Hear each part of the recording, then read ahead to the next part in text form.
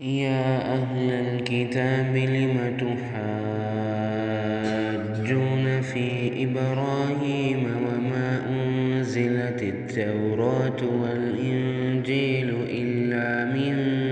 بعده أفلا تعقلون ها أنتم هؤلاء حاججتم فيما لكم به علم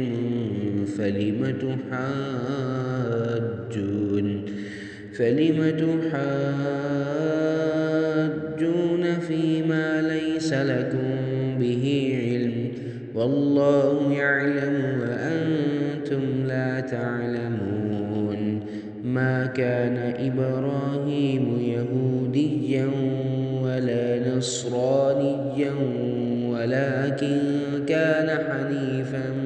مسلما وما كان من المشركين إن أولى الناس بإبراهيم للذين اتبعوه وهذا النبي والذين آمنوا والله ولي المؤمنين ودت طائفة من أهل الكتاب لو يضلونكم وما يضلون إلا أنفسهم وما يشعرون يا أهل الكتاب لم تكفرون بآيات الله وأنتم تشهدون يا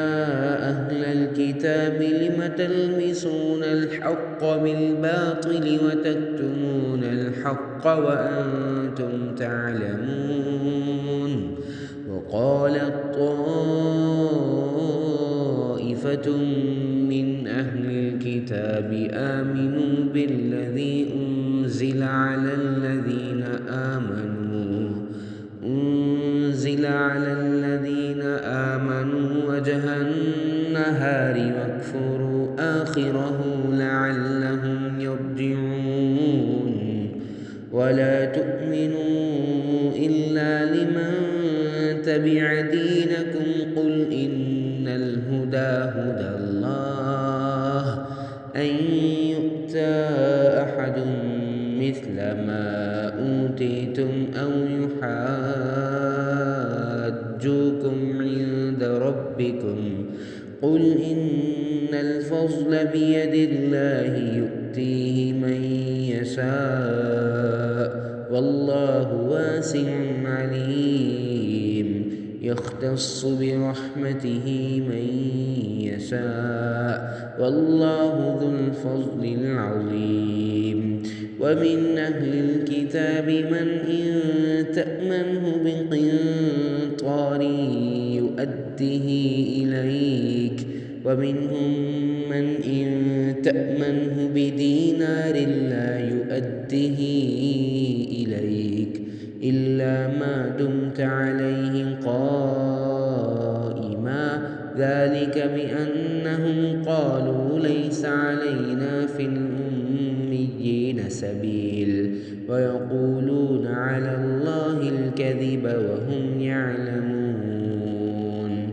بلى من أوفى بعهده واتقى فإن الله يحب المتقين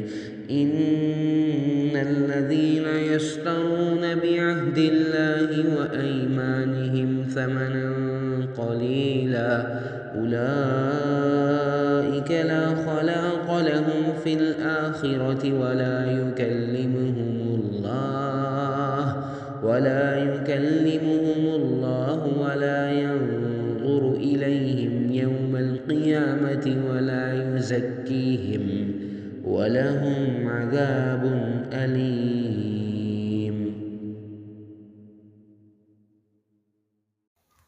نحمد ونصلي على رسوله الكريم أما بعد فأعوذ بالله من الشيطان الرجيم بسم الله الرحمن الرحيم رب اشرح لي صدري ويسر لي أمري واحلل عقدة من لساني يفقه قولي رب زدني علما رب زدنی علما اللہم فقہنا فی الدین اللہم فقہنا فی الدین اللہم فقہنا فی الدین۔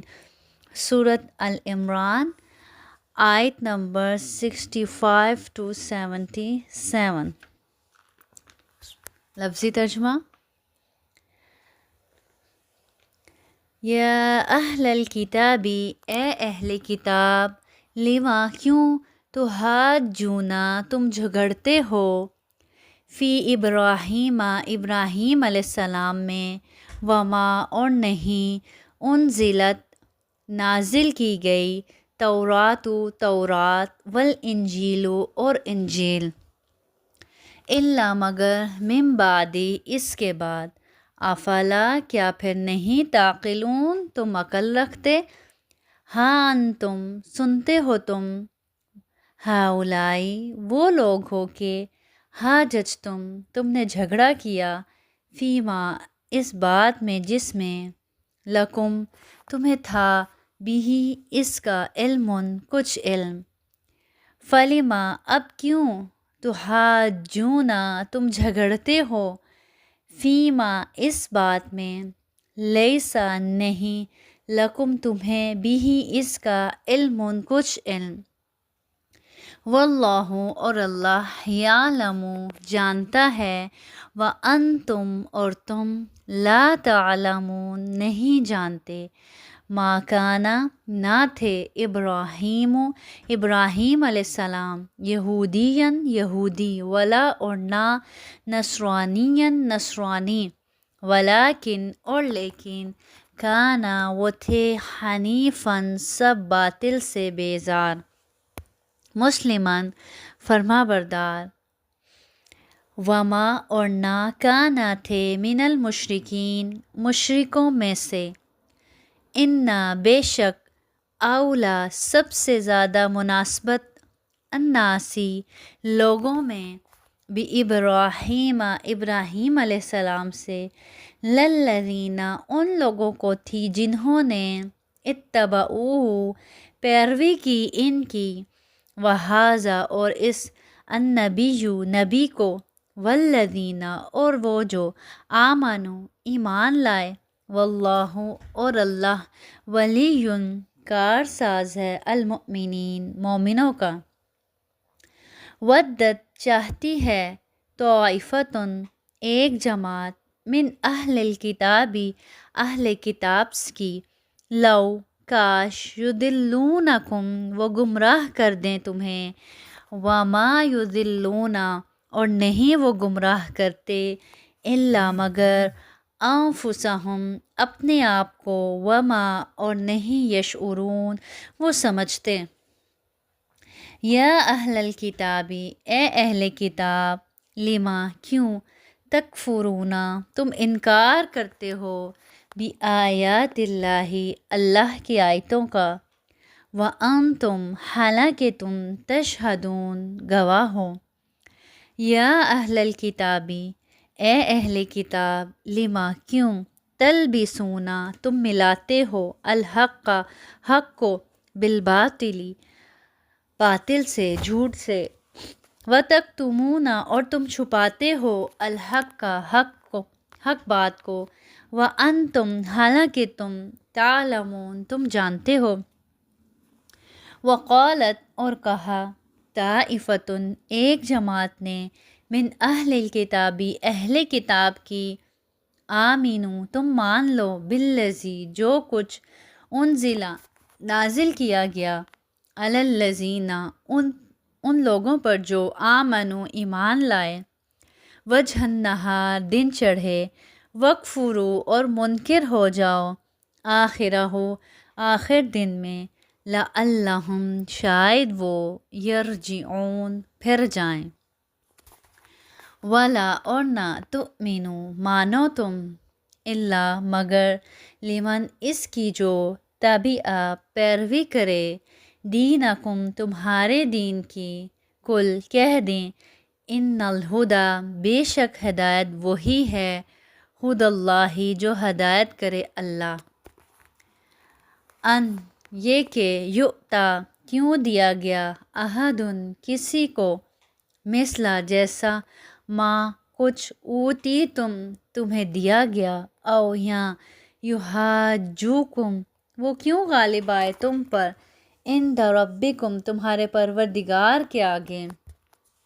قل کہہ دیں ان الفضل بے شک فضل بیاد اللہ اللہ کے ہاتھ میں ہے یؤتیہ وہ دیتا ہے اس کو من یشاء جسے وہ چاہتا ہے واللہ اور اللہ واسع وسعت والا علیم جاننے والا ہے یختص وہ خاص کر لیتا ہے برحمتہ اپنی رحمت سے من یشاء جس کو وہ چاہتا ہے واللہ اور اللہ ذو الفضل العظیم بڑے فضل والا ہے ومن اہل الکتاب اور بعض اہل کتاب میں من وہ ہیں کہ ان اگر تأمن ہوں تو امانت رکھے اس کے پاس بکنتار ڈھیر مال کا تو یؤدیہ ادا کر دیں وہ الیک تجھ کو ومنہم اور بعض ان میں من وہ ہیں کہ ان اگر تأمن ہوں امانت رکھے اس کے پاس بدینار ایک دینار لا یؤدیہ تو وہ ادا نہ کرے اسے الیکا آپ کو الا مگر ما دمتا جب تک کہ تو رہے علیہ اس پر قائمن کھڑا ذالک یہ بانہم اس واسطے کہ انہوں نے قالو کہہ رکھا ہے کہ لیسا نہیں علینا ہم پر فی الامیین امی لوگوں سبیل کوئی گناہ ویقولون اور وہ بولتے ہیں علی اللہ اللہ پر کذبا جھوٹ وہم اور وہ یعلمون جانتے ہیں بلا کیوں نہیں من جو اوفا پورا کرے بعہدہ اپنا اقرار واتقا اور پرہیزگار رہے فإن اللہ تو بے شک اللہ یحب المتقین دوست رکھتا ہے پرہیزگاروں کو ان الذین بے شک جو لوگ یشترون خریدتے ہیں بعہد اللہ اللہ کے اقرار پر و ایمانہم اور اپنی قسموں پر سامانن قیمت قلیلاً تھوڑی اولئک یہی لوگ ہیں لا نہیں خلاق کوئی حصہ لہم ان کے واسطے فی الآخرۃ آخرت میں ولا اور نہ یکلمہم کلام کرے گا ان سے اللہ اللہ ولا اور نہ ینظر دیکھے گا الیہم ان کی طرف یوم القیامت قیامت کے دن ولا اور نہ یزکیہم پاک کرے گا انہیں ولہم اور ان کے واسطے ہے عذاب عذاب علیم دردناک تفسیر آیت نمبر 65 یا اہل الکتاب لم تحاجون فی ابراہیم وما انزلت التوراۃ والانجیل الا من بعدہ افلا تعقلون اے اہل کتاب تم ابراہیم کی بابت کیوں جھگڑتے ہو حالانکہ تورات و انجیل تو ان کے بعد نازل کی گئی ہیں کیا تم پھر بھی نہیں سمجھتے اب ابراہیم علیہ السلام کی بابت کیا جھگڑتے تھے یہود و نصارہ یہود اور عیسائی دونوں دعویٰ کرتے تھے کہ حضرت ابراہیم علیہ السلام ان کے دین پر تھے حالانکہ تورات جس پر یہودی ایمان رکھتے تھے اور انجیل جسے عیسائی مانتے تھے دونوں ہی حضرت ابراہیم علیہ السلام کے سینکڑوں برس بعد نازل ہوئی پھر بھلا حضرت ابراہیم علیہ السلام یہودی یا عیسائی کس طرح ہو سکتے تھے کہتے ہیں کہ حضرت ابراہیم علیہ السلام اور موسیٰ علیہ السلام کے درمیان 1000 سال کا اور حضرت ابراہیم و عیسیٰ علیہ السلام کے درمیان 2000 سال کا فاصلہ تھا تو اللہ رب العزت کہہ رہے ہیں بھلا وہ کیسے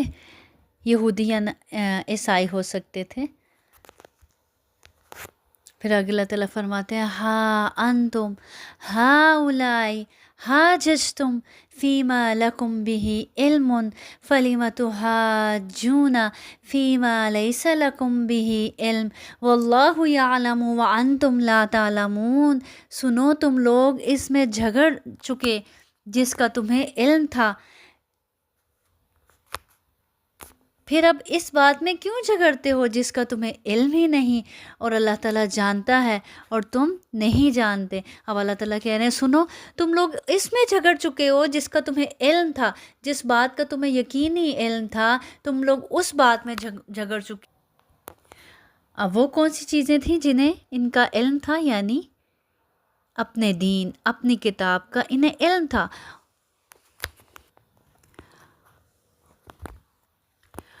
اور اس کتاب میں جو نبی کریم صلی اللہ علیہ وسلم کی آمد کا علم تھا، اس قرآن کا علم تھا، تو اس علم کے جانتے بوجھتے پھر بھی انہوں نے اس میں جھگڑا کیا۔ تو اللہ تعالیٰ یہاں ان سے فرما رہے ہیں کہ سنو، تم تو وہ لوگ ہو، تمہارے علم و دیانت کا تو یہ حال ہے کہ جن چیزوں کا تمہیں علم ہے تم تو اس میں بھی جھگڑ چکے ہو، اور پھر جس چیز کا تمہیں سرے سے علم ہی نہیں تو اس میں کیوں جھگڑتے ہو جس کا تو تمہیں سرے سے جس بات کا علم ہی نہیں۔ اور وہ کون سی بات تھی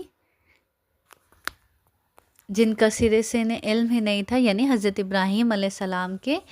بارے میں۔ حضرت ابراہیم علیہ السلام کو خود سے جوڑتے تھے۔ یہودی کیا کہتے تھے؟ حضرت ابراہیم علیہ السلام یہودی تھے۔ عیسائی کیا کہتے تھے؟ حضرت ابراہیم علیہ السلام کیا تھے؟ نصارہ تھے، عیسیٰ تھے۔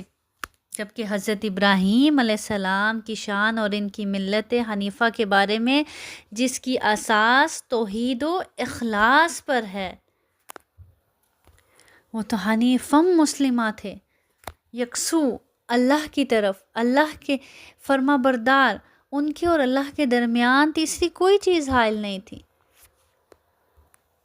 جس بات کی تصدیق خود قرآن کر رہا ہے۔ اس سے اگلی آیت میں اللہ تعالیٰ فرماتے ہیں ما کان ابراہیم یہودیا ولا نصرانیا ولکن کان حنیفا مسلما وما کان من المشرکین۔ ابراہیم تو نہ یہودی تھے نہ نصرانی تھے، بلکہ وہ تو یک طرفہ خالص مسلمان تھے، وہ مشرک بھی نہ تھے۔ حنیف مسلمہ کس کو کہتے ہیں؟ یک طرفہ خالص مسلمان، یعنی شرک سے بیزار اور صرف خدائے واحد کی پیروی کرنے والا، صرف خدائے واحد کو ماننے والا، اس کا فرما بردار۔ حنیف مسلمہ اس کو بولتے ہیں کہ اللہ اور اس کے درمیان تیسری کوئی چیز نہ حائل ہو، یعنی اللہ کے حکم پر عمل کرنے کے لیے کوئی رکاوٹ نہ آئے، نہ اس کی خواہش نفس حائل ہو، نہ اس کی انا حائل ہو، نہ کوئی اور محبت حائل ہو۔ سمینا و اطاعنا، ادھر اللہ کا حکم سنے اور ادھر فوراً سے اطاعت کر دے،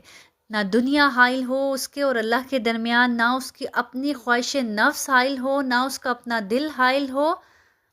نہ ہی اپنے آس پاس کے پیارے رشتے اور محبتیں، اللہ سے اس کا ایسا گہرا تعلق ہو۔ وہ ہوتا ہے حنیف مسلمہ،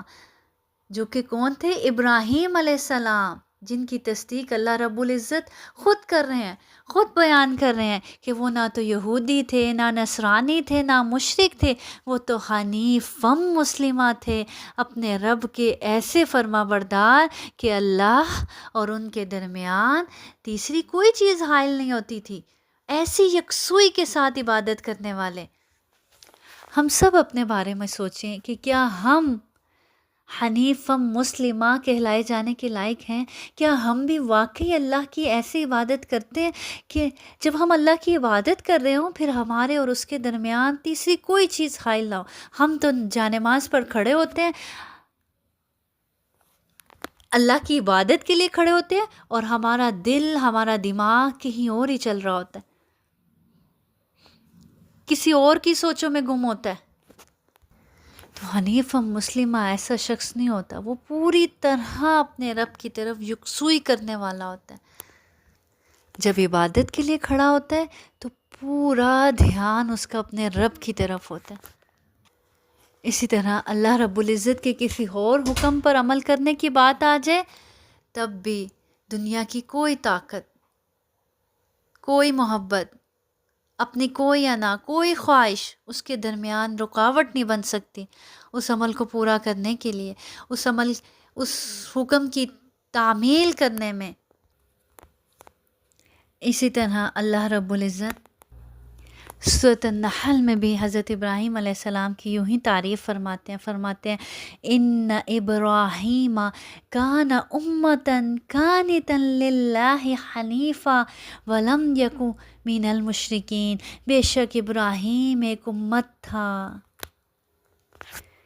یعنی وہ اکیلا ہی شخص ایک امت کے برابر تھا، اللہ کا فرما بردار، ایک اللہ کی طرف ہو جانے والا، ایک اللہ کا ہو جانے والا، اور وہ مشرکوں میں سے نہ تھا۔ اللہ رب العزت ہمیں بھی حنیفم مسلمہ بنا لے۔ اور حنیفم مسلمہ کب بنتا ہے انسان؟ جب اس کو اپنے رب سے سب سے زیادہ محبت ہو، جب اس کا اپنے رب سے محبت کا لیول سب محبتوں سے اوپر ہو۔ پھر آگے اللہ رب العزت فرماتے ہیں ان اول الناس بابراہیم للذین اتبعوہ وہذا النبی والذین آمنوا واللہ ولی المؤمنین، سب لوگوں سے زیادہ ابراہیم سے نزدیک تر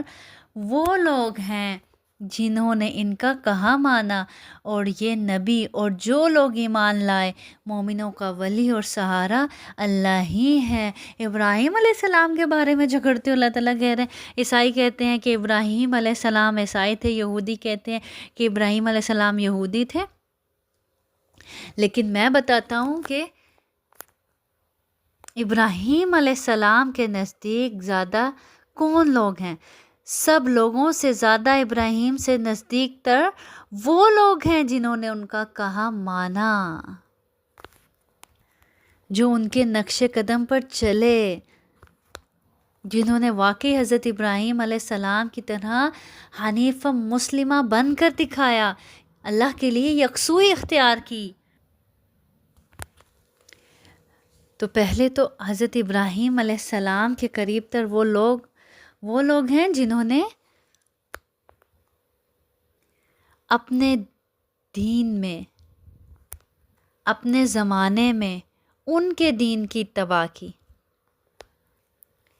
اور اب یہ نبی یعنی کون؟ نبی کریم صلی اللہ علیہ وسلم، اور جو لوگ ایمان لائے، اور آپ سے پر کون ایمان لائے تھے؟ صحابہ، مہاجرین و انصار، اور ان کے بعد آپ کی پیروی کرنے والے ہی سیدنا ابراہیم علیہ السلام کے دین کی پیروی کرنے والے ہیں۔ اسی طرح قرآن کریم میں بھی نبی کریم صلی اللہ علیہ وسلم کو ملت ابراہیم کا اتباع کرنے کا حکم دیا گیا ہے، جیسے قرآن میں سورۃ نحل میں اللہ تعالیٰ فرماتے ہیں ان اتبع ملت ابراہیم حنیفا، ملت ابراہیم جو کہ یکسو تھے اس کی پیروی کرو، اتبع پیروی کرو، ملت کی، دین کی، ابراہیم علیہ السلام کی، حنیفہ جو کہ کون تھے؟ یکسو تھے، واللہ ولی المؤمنین، اور مومنوں کا ولی، مومنوں کا سہارا اللہ ہی ہے۔ مومن اللہ ہی سے مانگتے ہیں، اللہ ہی کو پکارتے ہیں، اللہ ہی کو اپنا سہارا سمجھتے ہیں، اور اللہ ہی مومنوں کی مدد کرتا ہے، وہ بھی پھر ان کو تنہا نہیں چھوڑتا۔ تو ابراہیم علیہ السلام کے قریب ہونا چاہتے ہو تو کیا؟ حنیفم مسلمہ بننا پڑے گا۔ اسی طرح حدیث میں آتا ہے، سیدنا عبداللہ بن مسعود رضی اللہ عنہ بیان کرتے ہیں کہ نبی کریم صلی اللہ علیہ وسلم نے فرمایا ہر نبی کے نبیوں میں سے قریبی دوست ہوتے ہیں، اور ان میں سے میرے قریبی دوست، میرے باپ اور میرے رب کے قریبی دوست ابراہیم علیہ السلام ہیں۔ پھر آپ نے اس آیت کریمہ کی ہی تلاوت فرمائے کہ انا اولی الناس بابراہیم للذین اتبعوہ وہذا النبی والذین آمنوا واللہ ولی المؤمنین۔ تو صحابہ کے بعد آج بھی جو کوئی نبی کریم صلی اللہ علیہ وسلم کے نقش قدم پر چلتے ہوئے حضرت ابراہیم علیہ السلام کی طرح حنیف مسلمہ بننے کی کوشش کرے گا، ان کی طرح یکسوئی اختیار کرنے کی کوشش کرے گا، تو وہ ابراہیم علیہ السلام کی طرح اپنے رب کے قریب ہو جائے گا۔ اور ایسے ہی مومنوں کا اللہ مددگار ہے، ایسے ہی مومنوں کا اللہ ولی ہے، سہارا ہے۔ پھر آگے اللہ رب العزت فرماتے ہیں وَدَّت طَائِفَةٌ مِّنْ أَهْلِ الْكِتَابِ لَوْ يُضِلُّونَكُمْ وَمَا يُضِلُّونَ إِلَّا أَنفُسَهُمْ وَمَا يَشْعُرُونَ۔ اہل کتاب کی ایک جماعت چاہتی ہے کہ تمہیں گمراہ کر دیں، دراصل وہ خود اپنے آپ کو گمراہ کر رہے ہیں اور سمجھتے نہیں۔ یعنی اہل کتاب کی ایک جماعت کیا چاہتی ہے کہ خود تو گمراہ ہیں، تمہیں بھی گمراہ کر دیں۔ تو اللہ تعالیٰ کیا فرما رہے ہیں؟ دراصل وہ خود اپنے آپ کو گمراہ کر رہے ہیں لیکن سمجھتے نہیں۔ یہاں یہودیوں کے اس حسد و بغض کی وضاحت کی جا رہی ہے جو وہ اہل ایمان سے رکھتے تھے، اور اسی حسد و بغض کی وجہ سے مسلمانوں کو گمراہ کرنے کی خواہش رکھتے تھے۔ یہاں اہل کتاب سے مراد بنو نذیر، بنو قریظہ اور بنو قینقاع کے یہود ہیں جنہوں نے بعض مسلمانوں کو یہودیت کی دعوت دی تھی۔ اللہ تعالیٰ نے فرمایا کہ اس طرح وہ خود ہی بے شعوری میں اپنے آپ کو ہی گمراہ کر رہے ہیں۔ جیسے سورۃ البقرہ میں بھی ایک جگہ اللہ رب العزت فرماتے ہیں نا وَدَّ كَثِيرٌ مِّنْ أَهْلِ الْكِتَابِ لَوْ يَرُدُّونَكُم مِّن بَعْدِ إِيمَانِكُمْ كُفَّارًا حَسَدًا مِّنْ عِندِ أَنفُسِهِم مِّن بَعْدِ مَا تَبَيَّنَ لَهُمُ الْحَقُّ۔ بہت سے اہل کتاب چاہتے ہیں کاش وہ تمہیں تمہارے ایمان کے بعد پھر کافر بنا دیں، اپنے دلوں کے حسد کی وجہ سے، اس کے بعد کہ ان کے لیے حق خوب واضح ہو چکا۔ یعنی خود کافر ہیں تو کیا چاہتے ہیں؟ اپنے حسد اور بغض کی وجہ سے کیا چاہتے ہیں؟ تمہیں بھی کافر بنا دیں۔ اور آج بھی ایسے ہی ہے، جو دین کی طرف نہیں آتا اور جو لوگ دین کی طرف جا رہے ہوتے ہیں وہ کیا چاہتا ہے کہ میں خود تو اس طرف ہوں نہیں، اس کو بھی کھینچ لوں اپنی طرف، اس کو بھی نہ جانے دوں دین کی طرف، خود تو اللہ سے دور ہوں، اس کو بھی اللہ سے دور کر دوں۔ تو یہ کس وجہ سے ہوتا ہے؟ حسد کی وجہ سے، بغض کی وجہ سے۔ اب دیکھیں ابلیس نے بھی تو ایسا ہی کیا نا، خود اللہ سے دور ہوا، خود جہنم کا راستہ چنا، تو اب اس کی کیا کوشش ہے؟ اپنے اس حسد اور بغض کی وجہ سے وہ ہر انسان جو جنت کی طرف بڑھنا چاہتا ہے اس کو کوشش کرتا ہے وہ کس طرف لے کے جائے؟ جہنم کی طرف لے کے جائے۔ کس وجہ سے؟ حسد کی وجہ سے، بغض کی وجہ سے۔ پھر آگے اللہ رب العزت فرماتے ہیں یا اہل الکتاب لم تکفرون بآیات اللہ وانتم تشہدون۔ اے اہل کتاب تم کیوں اللہ کی آیات سے کفر کرتے ہو حالانکہ تم تو خود گواہی دیتے ہو، تمہاری کتاب میں تو واضح لکھا ہے نبی کریم صلی اللہ علیہ وسلم کے بارے میں، حالانکہ تم تو اللہ تعالیٰ کہہ رہے ہیں خود گواہ ہو، تمہیں تو پتہ ہے، دل تمہارے گواہی دیتے ہیں۔ کس بنیاد پر؟ جو تمہاری کتاب نے تمہیں علم دیا تھا اس بنیاد پر۔ دل تو اس نبی کو سچا مانتے ہیں لیکن زبان محض ہٹ دھرمی اور ضد کی وجہ سے اقرار نہیں کرتی۔ تو اللہ تعالیٰ کہہ رہے ہیں کیوں تم ایسا کرتے ہو؟ تم کیوں کفر کرتے ہو حالانکہ تم تو سب جانتے ہو؟ آج اگر ہم غور کریں تو ہم بھی تو ایسا ہی کرتے ہیں، ہم جانتے ہیں، ہم حق کو پہچانتے ہیں، ہم صحیح اور غلط میں فرق جانتے ہیں۔ ہم میں سے کوئی مسلمان ایسا نہیں جس کو پتہ نہ ہو حق اور باطل میں فرق، نہ وہ جانتا ہو، سب کو پتہ ہے، لیکن اس کے باوجود ہم اللہ کی آیات کا انکار کریں، اس کے باوجود ہم اللہ کے احکامات کی خلاف ورزی کرتے ہیں۔ تو اللہ تعالیٰ کہہ رہے ہیں کہ تم کیوں اللہ کی آیات سے کفر کرتے ہو؟ تم تو گواہ ہو، تمہیں تو سب پتہ ہے، تم تو سب جانتے ہو، تمہیں تو انکار زیب نہیں دیتا، تمہیں نے تو اس حق کو آگے پہ پھیلانا تھا، اس کی تصدیق کرنی تھی، اس کے سچے گواہ بننا تھا اور تم بھی اس کے انکار کرنے والے بن گئے۔ اور اگر ہم اپنے اوپر لیں اس آیت کو تو ہم ہی نے تو اس کتاب کو آگے پہنچانا تھا، اس پیغمبر کی سنتوں کو زندہ کرنا تھا، ہر دل ہر ہاتھ تک اس پیغام کو پہنچانا تھا، اور ہم خود ہی اس کے انکار کرنے والے بن گئے۔ ہم خود ہی اس پیغام کو بھلا بیٹھے، خود ہی اس کی خلاف ورزی کرنے والے بن گئے۔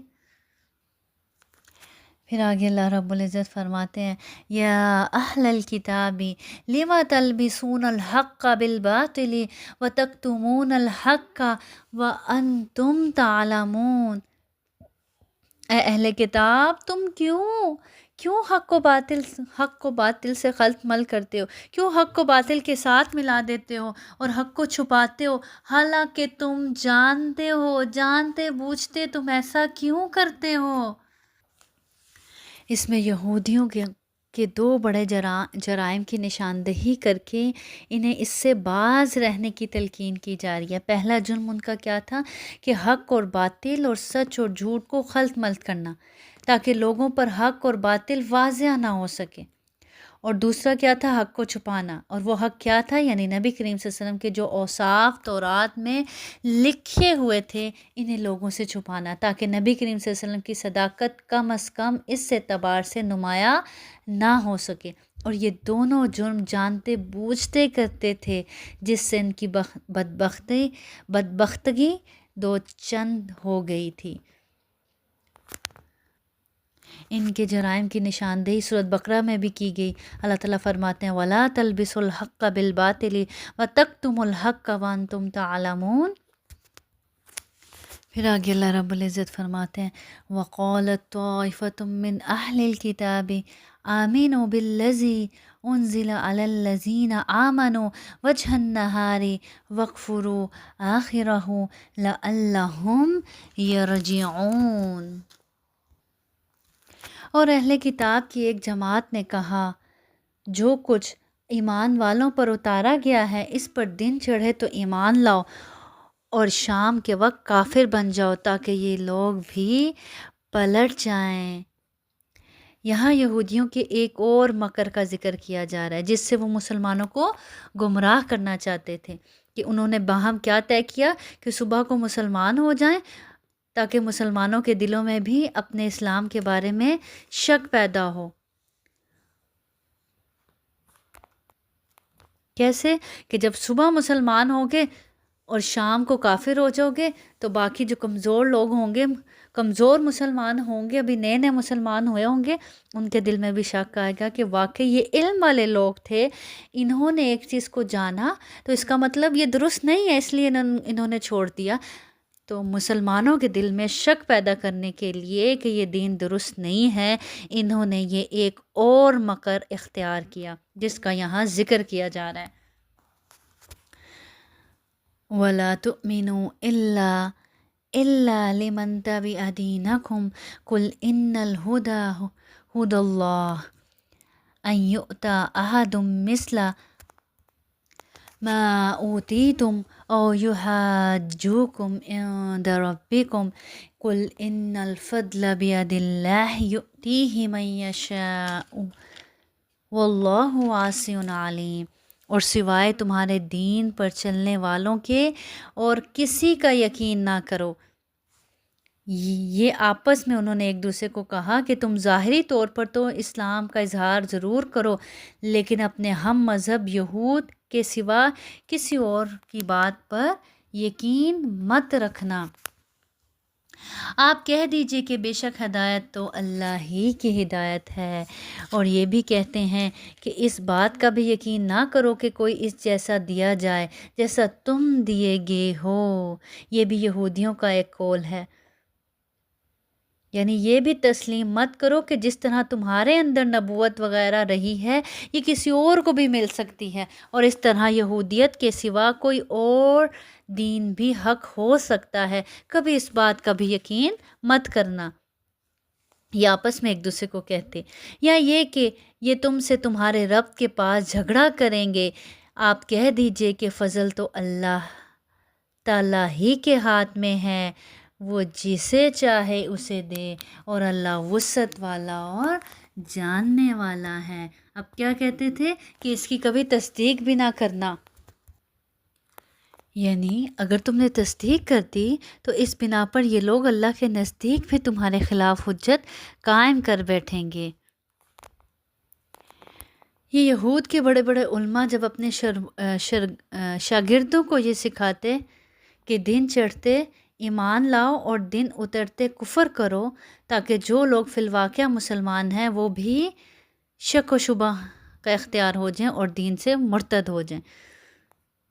تو پھر اپنے شاگردوں کو مزید یہ تاکید بھی کرتے تھے کہ دیکھو، صرف ظاہراً مسلمان ہونا، حقیقتاً مسلمان نہ ہو جانا، بلکہ یہودی ہی رہنا، اور یہ نہ سمجھ بیٹھنا کہ جیسا دین، جیسی وحی و شریعت اور جیسا علم و فضل تمہیں دیا گیا ہے ویسا کسی اور کو بھی دیا جا سکتا ہے، یہ تمہارے علاوہ کسی اور کو نہیں مل سکتا۔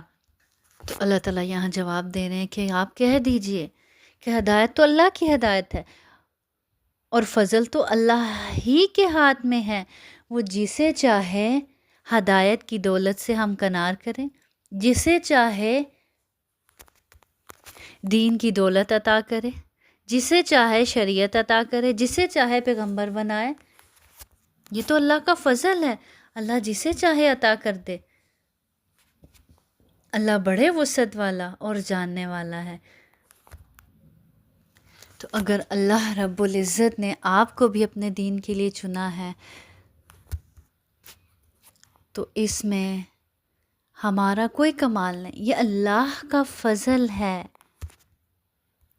اور اس فضل پر اس کا شکر ادا کرنا چاہیے، نہ کہ اکڑنا چاہیے، اور نہ یہ سمجھنا چاہیے کہ کسی اور کو اب یہ فضل نہیں مل سکتا، کسی اور کو اللہ نہیں چن سکتا۔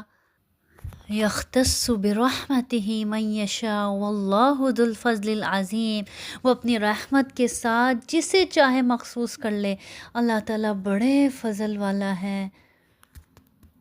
جسے چاہتا ہے چن لیتا ہے، جسے چاہتا ہے اپنی مخلوق میں سے ترجیح دیتا ہے۔ تو جیسے اللہ سے اور نعمتیں مانگتے ہیں نا،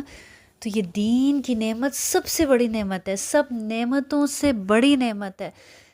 سب سے بڑا فضل ہے اللہ کا۔ تو اللہ رب العزت سے اس کا جیسے اور چیزیں مانگتے ہیں، ہمیں یہ بھی فضل مانگنا چاہیے، اس سے اس کا فضل مانگنا چاہیے کہ وہ ہمیں بھی اپنے دین کے لیے چن لے۔ تو ہمیشہ انسان کو یہ نہیں دیکھنا چاہیے کہ دوسرے کے پاس کیا ہے، یہ دیکھنا چاہیے کہ اس کے رب کے پاس کیا ہے، اس سے مانگنا چاہیے۔ ہمارے کیا ہوتا ہے کہ اگر ہم سے اوپر کوئی درجے میں ہے، اس سے حسد کرنا شروع کر دیا جاتا ہے، اس کی خوبیوں کو اپنانے کی بجائے، خود ویسا بننے کی بجائے، یا اللہ سے اس کا فضل مانگنے کی بجائے اس شخص سے نفرت اور اس شخص سے حسد اور بغض کا شروع کر دیا جاتا ہے۔ جیسے یہاں پہ کس نے کیا تھا؟ اہل کتاب نے۔ کس سے؟ نبی کریم صلی اللہ علیہ وسلم سے اور آپ صلی اللہ علیہ وسلم کے پیروکاروں سے۔ تو ہمیشہ حسد کرنے کی بجائے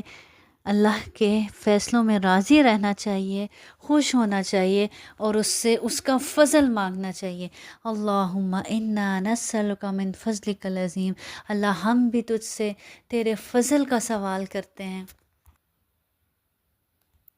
اور ہم بھی حضرت موسیٰ علیہ السلام کی طرح ہر ہی خیر کے محتاج ہیں، جیسے انہوں نے دعا کی تھی، رب انی لما انزلت الی من خیر فقیر۔ ایسے ہی ہے ہمارے رب، ہم بھی تجھ سے سوال کرتے ہیں، رب انی لما انزلت الی من خیر فقیر۔ اللہ ہم ہر طرح ہی کی بھلائی کے محتاج ہیں، اللہ ہم پر ہر طرح کی بھلائی نازل فرما۔ پھر آگے اللہ رب العزت فرماتے ہیں وَمِنْ أَهْلِ الْكِتَابِ من إن تأمنه بقنطار يؤديه إليك ومنهم من إن تأمنه بدينار لا يؤديه إليك إلا ما دمت عليه قائما ذلك بأنهم قالوا ليس علينا في الأميين سبيل ويقولون على الله الكذب وهم يعلمون۔ بعض اہل کتاب تو ایسے ہیں کہ اگر انہیں تو خزانے کا امین بنا دے تو بھی وہ تجھے واپس کر دیں، اور ان میں سے بعض ایسے بھی ہیں کہ اگر تو انہیں 1 دینار بھی امانت دے تو تجھے ادا نہ کریں۔ ہاں یہ اور بات ہے کہ تو اس کے سر پر کھڑا رہے، یہ اس لیے کہ انہوں نے کہہ رکھا ہے کہ ہم ان جاہلوں غیر یہودیوں کے حق کا ہم پر کوئی گناہ نہیں۔ یہ لوگ باوجود جاننے کے اللہ تعالیٰ پر جھوٹ کہتے ہیں۔ اب اس آیت میں بتایا جا رہا ہے کہ اللہ رب العزت بتا رہے ہیں کہ سب یہودی ایک جیسے نہیں، کچھ تو اتنے ایمانت دار ہیں کہ تم ڈھیر بھر خزانہ بھی ان کو رکھوا دو، امین بنا دو تو وہ تمہیں واپس لوٹا دیں گے، اور کچھ تو ایسے ہیں کہ 1 دینار بھی دو امانت تو تمہیں واپس نہیں کریں گے۔ اور یہ اس لیے کہ وہ کیا کہتے تھے کہ جاہلوں کا یعنی امیوں کا، امی کس کو بولتے تھے؟ مشرکین عرب کو، کہ یعنی جو یہود نہیں ہیں، امی لوگ ہیں، ان پڑھ لوگ ہیں، ان کے حق میں ہم کوئی بھی زیادتی کر لیں ان کا ہم پر کوئی گناہ نہیں۔ تو اللہ تعالیٰ کہہ رہے ہیں یہ باوجود جاننے کے اللہ پر جھوٹ کہتے ہیں، اللہ نے تو انہیں اس چیز کا حکم نہیں دیا۔ تو یہود خائن لوگ یہ دعویٰ کرتے تھے کہ یہ چونکہ مشرک ہیں اس لیے ان کا مال ہڑپ کر لینا ہمارے لیے کیا ہے؟ جائز ہے، اس میں کوئی گناہ نہیں۔ اللہ تعالیٰ نے فرمایا یہ اللہ پر جھوٹ بولتے ہیں۔ اللہ تعالیٰ کس طرح کسی کا مال ہڑپ کر جانے کی اجازت دے سکتا ہے؟ نبی کریم صلی اللہ علیہ وسلم نے بھی یہ سن کر فرمایا کہ اللہ کے دشمنوں نے جھوٹ کہا، زمانہ جاہلیت کی تمام چیزیں میرے قدموں تلے ہیں سوائے امانت کے کہ وہ ہر صورت میں ادا کی جائے گی، چاہے وہ کسی نیکوکار کی ہو یا بدکار کی۔ امانت ہے، وہ ہر صورت ہر ایک کی ادا کی جائے گی، چاہے وہ کسی کافر کی امانت ہی کیوں نہ آپ کے پاس پڑی۔ بھلا کیوں نہیں، من اوفی بعہدہ واتقی فإن اللہ یحب المتقین، کیوں نہیں مواخذہ ہوگا، البتہ جو شخص اپنا قرار پورا کرے اور پرہیزگاری کرے تو اللہ تعالیٰ بھی ایسے پرہیزگاروں سے محبت کرتا ہے۔ یعنی اپنا وعدہ پورا کرے، چاہے وہ اللہ سے کیا ہے یا اس کے بندوں سے۔ اب یہاں بتایا جا رہا ہے کہ اللہ کا پسندیدہ محبوب شخص تو وہی ہے جو اللہ تعالیٰ اور بندوں سے کیا ہوا عہد پورا کرے، اور ہو بھی کیا؟ متقی، پرہیزگار، اللہ سے ڈرنے والا، اور ایسے ہی تقویٰ۔ اور یہ وہی کر سکتا ہے، عہد کی وفا کون کر سکتا ہے؟ جو تقویٰ والا ہو، پرہیزگار ہو۔ تو اللہ تعالیٰ کہہ رہے ہیں ایسے ہی پرہیزگاروں سے اللہ محبت کرتا ہے، ایسے ہی متقی لوگوں سے اللہ محبت کرتا ہے، جو عہد کی پاسداری کرتے ہیں، جو اپنے رب سے کیے ہوئے عہد بھی نبھاتے ہیں اور بندوں سے کیے ہوئے بھی عہد نبھاتے ہیں۔ پھر آگے آیت میں اللہ رب العزت فرماتے ہیں ان الذین یشترون بعہد اللہ وایمانہم ثمنا قلیلا اولئک لا خلاق لهم فی الآخرۃ ولا یکلمهم اللہ ولا ینظر الیہم یوم القیامۃ ولا یزکیہم ولہم عذاب علیم۔ بے شک جو لوگ اللہ تعالیٰ کے عہد اور اپنی قسموں کو تھوڑی قیمت پر بیچ ڈالتے ہیں، ان کے لیے آخرت میں کوئی حصہ نہیں۔ اللہ تعالیٰ نہ ان سے بات چیت کرے گا، نہ ان کی طرف قیامت کے دن دیکھے گا، نہ انہیں پاک کرے گا، اور ان کے لیے تو دردناک عذاب ہے۔ یہ کن لوگوں کی سزا بتائی جا رہی ہے؟ اتنی سخت سزا کن لوگوں کی ہے؟ یہ ان لوگوں کی سزا ہے جو دنیاوی چھوٹے چھوٹے حقیر فائدوں کے حصول کے لیے جھوٹی قسمیں کھاتے ہیں، جھوٹی قسمیں کھا کے اپنا مال فروخت کرتے ہیں، یا دنیاوی فائدے کے لیے اللہ سے کیے ہوئے عہد و پیمان کا پاس اور لحاظ نہیں رکھتے، انہیں آخرت میں کوئی بھلائی نصیب نہ ہوگی، نہ اللہ ان سے بات کرے گا، نہ اللہ ان کی طرف دیکھے گا، یعنی ان سے شدید ناراض ہوگا، اور نہ ان کے گناہوں سے ان کو پاک کرے گا، اور ان کے لیے دردناک عذاب ہوگا۔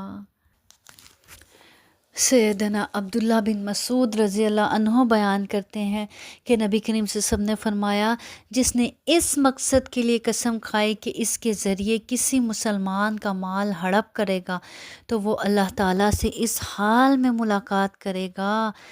کہ اللہ اس پر غضبناک ہوگا۔ پھر اللہ تعالیٰ نے اس کی تصدیق میں یہی آیت نازل فرمائی کہ ان الذین یشترون بعہد اللہ وایمانہم ثمنا قلیلا اولئک لا خلاق لهم فی الآخرۃ ولا یکلمهم اللہ ولا ینظر الیہم یوم القیامۃ ولا یزکیہم ولہم عذاب علیم۔ تو آج دیکھیں یہ بات کتنی عام ہے، لوگ آرام سے ہی دوسروں کا مال ہڑپ لیتے ہیں، ظالم مظلوم کا مال ہڑپ لیتا ہے، جو تھوڑا سا کمزور ہو، کسی بھی لحاظ سے کمزور ہو، اس کو لوٹ لیا جاتا ہے، اس کا مال ہڑپ کر لیا جاتا ہے، اس کا حق اس کو نہیں دیا جاتا، اس کے حق سے اس کو محروم کر دیا جاتا ہے۔ تو دیکھیں کتنی سخت سزا بتائے گی قرآن میں اس بات کی۔ اسی طرح ایک اور حدیث میں آتا ہے، سیدنا عبداللہ بن ابی اوفا رضی اللہ عنہ بیان کرتے ہیں، ایک شخص نے اپنا سامان تجارت بازار میں لا کر رکھا، پھر قسم کھا کر کہا کہ مجھے اس سامان کے اتنے روپے مل رہے تھے، حالانکہ اتنے روپے نہیں مل رہے تھے۔ قسم کھانے کا مقصد یہ تھا کہ کوئی مسلمان دھوکہ کھا کر اسے خرید لے، چنانچہ اس موقع پر یہ آیت نازل فرمائی، ان الذین یشترون بعہد اللہ ایمانہم ثمنا قلیلا۔ دیکھیں ایسا کرنے سے کیا دنیاوی چند فائدہ حاصل ہو جاتا ہے، لیکن آخرت برباد ہو جاتی ہے، اللہ کی ناراضگی انسان مول لیتا ہے۔ اسی طرح ایک اور حدیث میں آتا ہے، نبی کریم صلی اللہ علیہ وسلم نے فرمایا، 3 شخص ایسے ہیں کہ جن سے اللہ رب العزت روز قیامت نہ کلام فرمائے گا، نہ ان کی طرف نظر رحمت سے دیکھے گا، نہ انہیں پاک کرے گا، اور ان کے لیے دردناک عذاب ہوگا۔ ایک وہ شخص جو اپنے پاس موجود زائد پانی سے مسافر کو روکے، دوسرا وہ شخص جو عصر کے بعد جھوٹی قسم کھا کر سودا بیچے، تیسرا وہ شخص جو کسی امام کی بیعت کرے، اب اگر وہ امام اسے مال دیتا رہے تو بیعت کو پورا کرے، اور اگر نہ دے تو اسے پورا نہ کرے۔ اللہ رب العزت سے دعا ہے کہ اللہ رب العزت ہمیں ہر اس کام سے دور رکھے کہ جو اللہ کی ناراضگی کا سبب ہو، اور ہر اس کام کے قریب لے جائے، ہر اس راستے کے قریب لے جائے جو ہمیں اللہ کے قریب کر دے، جو ہمیں اللہ سے جوڑ دے، جو ہمیں اللہ کی محبت دلانے کا ذریعہ بنے۔ وآخر دعوانا ان الحمد للہ رب العالمین، سبحان ربک رب العزت عما یصفون، وسلام علی المرسلین، والحمد للہ رب العالمین، والحمد للہ رب العالمین۔ سبحانک اللہم وبحمدک، اشہد ان لا الہ الا انت، استغفرک واتوب الیک۔ والسلام علیکم ورحمۃ اللہ وبرکاتہ۔ يا أهل الكتاب لم تحاجون في إبراهيم وما أنزلت التوراة والإنجيل إلا من بعده أفلا تعقلون ها أنتم هؤلاء حاججتم فيما لكم به علم فلم تحاجون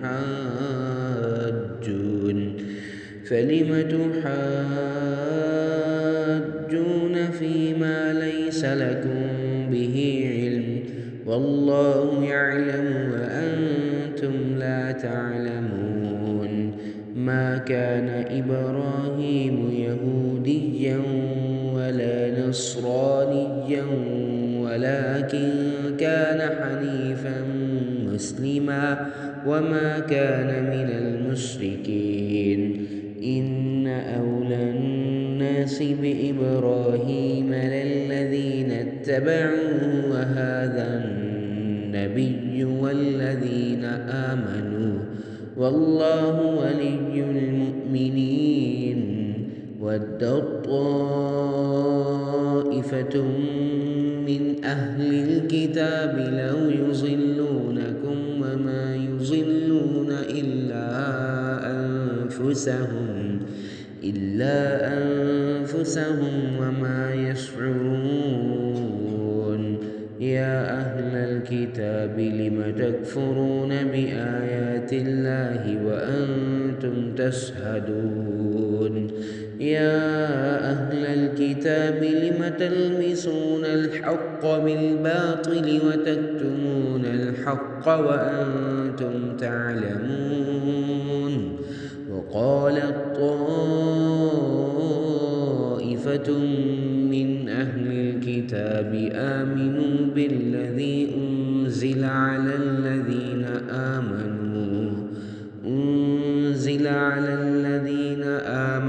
وجه النهار واكفروا آخره لعلهم يرجعون ولا تؤمنوا إلا لمن تبع دينكم قل إن الهدى هدى الله أن يؤتى أحد مثل ما أوتيتم أو يحاجوكم عند ربكم قل إن الفضل بيد الله يؤتيه من يشاء والله واسع عليم يختص برحمته من يشاء والله ذو الفضل العظيم ومن أهل الكتاب من إن تأمنه بقنطار يؤده إليك ومنهم من إن تأمنه بدينار لا يؤده إليك إلا ما دمت عليه قائما ذلك بأنهم قالوا ليس علينا في الأميين سبيل ويقولون على الله الكذب وهم يعلمون بلى من أوفى بعهده واتقى فإن الله يحب المتقين إن الذين يشترون بعهد الله وأيمانهم ثمنا قليلا أولئك لا خلاق لهم في الآخرة ولا يكلمهم الله ولا ينظر إليهم يوم القيامة ولا يزكيهم ولهم عذاب أليم.